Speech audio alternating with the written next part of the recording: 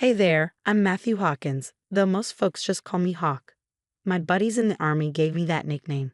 I'm fresh off my third tour overseas, worn out but buzzing with excitement to finally surprise my family. The whole flight home, all I could think about was crashing in my old bed, maybe sharing a cold one with my dad on the creaky porch swing. But as the cab pulled up, something wasn't right. My house was gone. Instead, there was just an empty lot with patchy grass and a for sale sign sticking up like a bad joke. I rubbed my eyes, thinking maybe the jet lag was hitting harder than I thought. "You sure this is the right address?" I asked the driver, my voice thick with disbelief. He double-checked his GPS. "Yep, this is it. 1247 Maple Street." I stumbled out of the cab, my duffel suddenly weighing a ton. Mrs. Rodriguez, our neighbor, was out watering her roses. Her eyes went wide when she saw me. "Matthew? Oh, honey, is that you?" "Mrs. Rodriguez, what happened to my house?" She put down her watering can, nervously wringing her hands. "Oh, sweetie, I thought you knew. Your stepmother, Harper, sold the place about 6 months ago." I felt the ground shift beneath me. "That's impossible. My dad would never." "He didn't know, Matthew. It all happened so fast. One day the house was here, the next. Well, you can see for yourself." I clenched my fists, struggling to keep calm. "Where are they now? My dad and Lily?" She sighed. "Last I heard, they were staying at the Sunset Motel on Route 9. It's been tough on them." I thanked her and called for another cab. On the ride to the motel, my mind raced. How could Harper do this? And where the hell was she? The Sunset Motel was a dump, peeling paint, a flickering neon sign, the works. I found my dad and Lily in room 13. When the door opened, I barely recognized him. He looked broken. "Matthew, what are you doing here, son?" I didn't say a word. I just pulled him into a hug. Over his shoulder, I spotted Lily peeking out from behind the ratty curtain, her eyes red and swollen. "Hey, squirt," I said, trying to keep my voice steady. "Come here." She ran into my arms, sobbing. "I missed you so much, Matthew." We piled into the tiny room, and Dad sat heavily on one of the beds, shoulders slumped. "I'm so sorry, son. I never thought Harper. I cut him off. It's not your fault, Dad. We're going to fix this." Lily tugged on my sleeve. "Are you going to make the bad lady go away?" I looked at her tear-streaked face, then at my defeated father. In that moment, I made a promise to both of them. "Yeah, kiddo, I'm going to make everything right, no matter what it takes." The next morning, after a rough night on the motel couch, I slipped out quietly while they were still asleep. First stop, the county clerk's office. I needed answers. "I need to see the deed transfer for 1247 Maple Street," I said to the lady at the desk. She eyed my wrinkled uniform but typed away at her keyboard. "That was processed about 6 months ago. Seller, Frank and Harper Hawkins. Buyer, Davis Real Estate Holdings." My stomach dropped. "Can I see the paperwork?" She pulled up the scanned documents. There it was, my dad's signature. Except it wasn't. I knew his messy handwriting anywhere. "This is forged," I muttered under my breath. "Excuse me?" I shook my head. "Nothing. Thanks for your help." Back at the motel, Dad was up, looking more lost than ever. "I don't understand, Matthew. How could she do this?" I showed him the forged document. His face turned pale. "That's not my signature. I never sign anything like that." "Find anything." Lily piped up from the corner, where she was coloring. "Harper had a special friend. He came over a lot. They always whispered and laughed." Dad and I exchanged glances. "Special friend." Lily nodded. "Mr. Davis. He sells houses." The pieces were starting to come together. I needed more info. I headed back to our old neighborhood, and Mrs. Rodriguez was more than happy to spill the tea. Oh, honey, it was a scandal. Harper and that Mark Davis fellow were real close. Always meeting for coffee, business lunches. You know the type. Let's just say, I don't think they were discussing property values in the back of his Lexus. My blood was boiling. I thanked her and headed back to the motel. Dad was sitting on the bed, staring at the floor. "Talk to me, Dad. What happened after I left?" He sighed heavily. "I don't know, son. I checked out. Couldn't even get out of bed most days. Harper says she'd handle everything. I thought she meant groceries, not this." Lily climbed into his lap. Daddy was sad. Harper yelled a lot.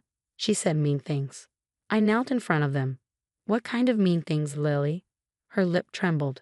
She said we were useless, that Daddy was broken and I was just a burden. I saw red. Why didn't you call me?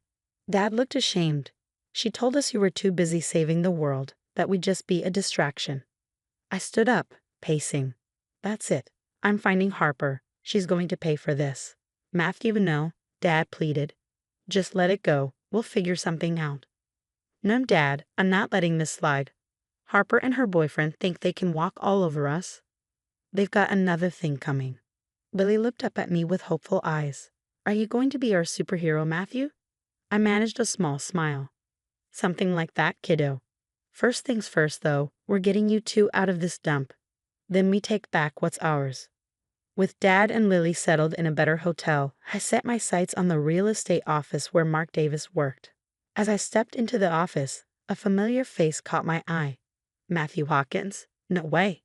It was Lisa Chen, my high school crush, now looking even more stunning and apparently working here. We hugged, and for a moment, I felt that old spark between us. What brings you here, soldier boy? She asked, her tone playful but curious. I gave her the cliff notes of Harper and Mark's scam. As I talked, her eyes widened.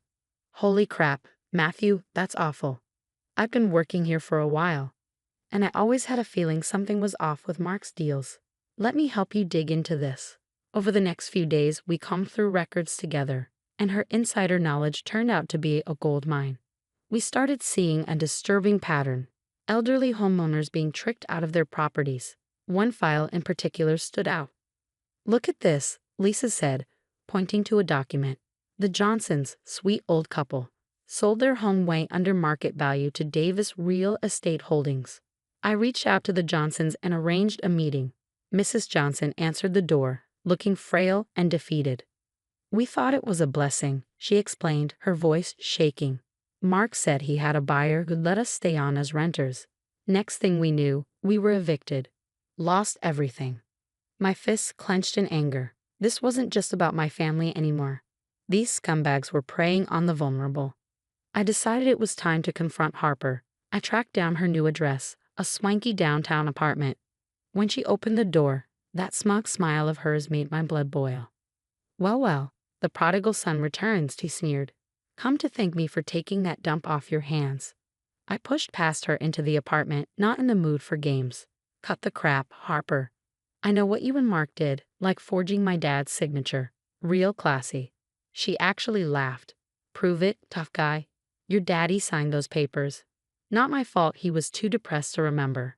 I stepped closer, my voice low with fury. I'm going to make this right, and you're going to pay for what you did to my family.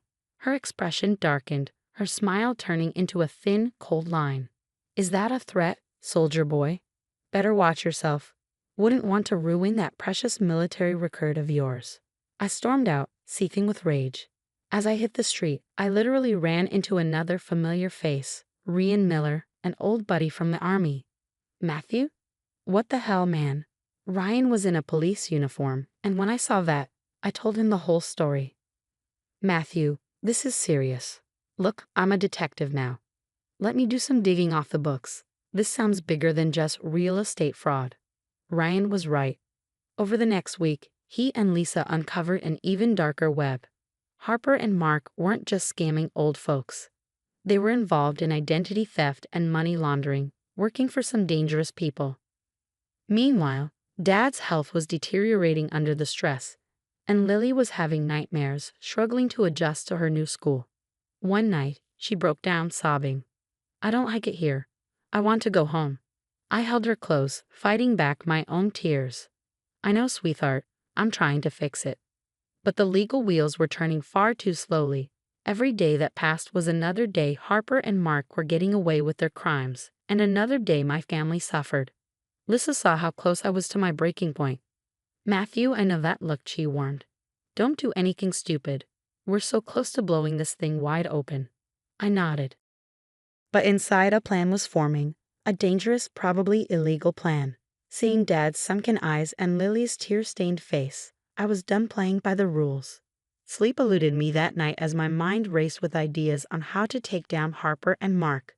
The next morning, I called Ryan. I've got an idea, but I need your help. How do you feel about going undercover? Ryan was all in. We set up a meeting with Mark, with Ryan posing as a wealthy out-of-town investor looking to flip some properties. Lisa helped us craft a backstory that would appeal to their greed. The day of the sting, I sat in a van outside, listening in as Ryan strolled into Mark's office. "Mr. Davis, Ryan Edwards. Pleasure to meet you," I heard Ryan say, his voice smooth. "Welcome, Mr. Edwards," Mark replied, oozing fake charm. "I hear you're interested in some creative investment opportunities. Let's just say I've got cash to burn, and I'm not too concerned about where it came from, if you catch my drift." I heard Harper's voice, and my fists clenched involuntarily. "Well, you've come to the right place, Mr. Edwards," Harper said. "We have ways of cleaning up messy situations." For the next hour, they laid out their entire operation, thinking they were reeling in a big fish. Little did they know every word was being recorded. "And don't worry about those pesky homeowners," Mark chuckled. "We have ways of making them cooperative." I gritted my teeth, thinking of the Johnsons, of my dad and Lily. It took everything I had not to storm in there myself. Just then, Lisa, who was monitoring another feed, burst into the van. "Matthew, we've got a problem. Harper's not just laundering money for small-time crooks. She's tied to the Alvarez cartel." My blood ran cold. This was bigger than we thought. I radioed Ryan, signaling him to wrap it up. "Well, Mr. Davis, Mrs. Hawkins, this all sounds very interesting. I think we have a deal." That was the cue. I heard the door burst open, followed by shouts of FBI. Nobody move.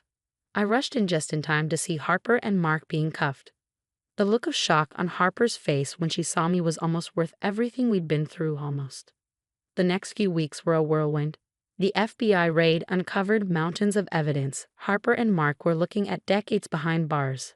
I used my VA benefits to secure a modest but comfortable house for Dad and Lily. The day we moved in, I saw a spark return to Dad's eyes. "Son, I don't know how to thank you," he said, his voice thick with emotion. I hugged him tight. "No need, Dad. We're family.